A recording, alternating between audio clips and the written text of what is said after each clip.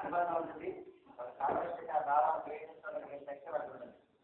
మనం వచ్చి ఒక ఇచ్చినా ఒక అరగంట సేపు మాట్లాడగలం. కానీ ఏ కావాలి ఏ పేరు కావాలన్నా వాళ్ళని ఇంట్రాక్షన్ చేసి మన భావాన్ని మన బాధను పట్టగలుగుతారు. కాబట్టి మనం మన సమస్యను గ్రహించాలి. బయటికి ఈరోజు మాట్లాడుకున్నాం. సమస్య పరిష్కారానికి మార్గాలు ఏంటంటే మనం నిర్ణయించుకున్నాం.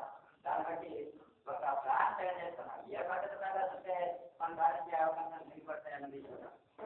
కాబట్టి దాని ప్రకారం మనకు 3 జిల్లాలు అయితే మనం కలగలిగారు. కానీ 10 జిల్లాలు మన కలపడం అవసరం. కాబట్టి 10 జిల్లాలతో కూడా సమావేశం పెట్టే ముందు మనకు నిష్కర్షగా ఈ అంశాలపైన మనం పోరాడే నాయకత్వం కావాలి. ఈ అంశాల ద్వారా న్యాయ సమస్యలకి సామాజిక భద్రత కలిగిన ఒక పత్రికా నిర్ణయంతో మన ముందుకెళ్ళిన పరిస్థితిలో మనం ఏంటంటే 13 జిల్లాలను కలుపుకొని మరి ఖచ్చితంగా మన అందరినీ ఈ పరిస్థితిలో కొత్త కావాల్సిన గవర్నమెంట్ ఈ జిల్లాలో ఆ టైంలో మనం చట్టాలు చేసుకోవడానికి ఒక అవకాశం ఉంది.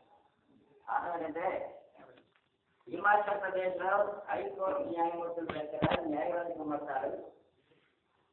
వాళ్ళ ధర క్రికెట్ ధర 10% గ్రాడ్యుయేట్ క్లాస్కి ఉద్యోగాలు కల్పిస్తాం. నాకు మన తల్లి రిక్వెస్ట్ చేయలేదు. మా తాలూకా క్యాండిడేట్ పర్టికులర్ మంత్రులేదు కాబట్టి నాకు ఏదో సహాయం అన్నాను. నేను చెప్పాను బ్యాక్లాగ్ వచ్చేదానికి ఏమైనా ప్రయత్నాలు చేయగలిగితే మీకు ఆ అవకాశం ఉండేటట్టు ప్రయత్నించాలని. అతను అన్నారు కరెక్ట్ అండి. వృత్తి న్యాయవాది పొందాలు విద్యార్థులు కానీ లేకపోతే ఎక్స్పీరియన్స్ కానీ వృత్తిలోగా వారు రిక్రూట్మెంట్ ఆధార పొందేలాగా వారు వేరే ఉద్యోగులు పొందాలని కంటిన్యూ పరిస్థితి రావట్లేదు. కాబట్టి మనకి కూడా ఆంధ్రప్రదేశ్లో నాకు తెలిసిన ఈటీ పైన మనం న్యాయవాది పొందడానికి మనకు ఖచ్చితంగా 2% డిమాండ్ చేయడం జరిగింది. ఉద్యోగాలకి మనకు రిజర్వ్ కల్పించాలి.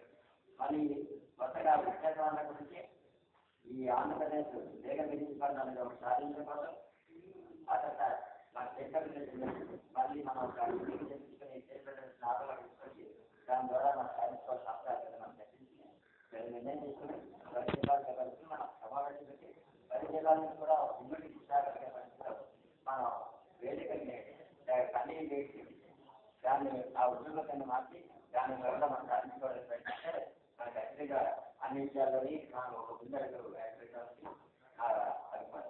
కాబట్టి ఇప్పుడు వక్తలు మాట్లాడిన తర్వాత మళ్ళీ మీ దగ్గర వచ్చే ఏమైనా డౌట్లు ఉంటే దయచేసి చెప్పుతున్నప్పుడే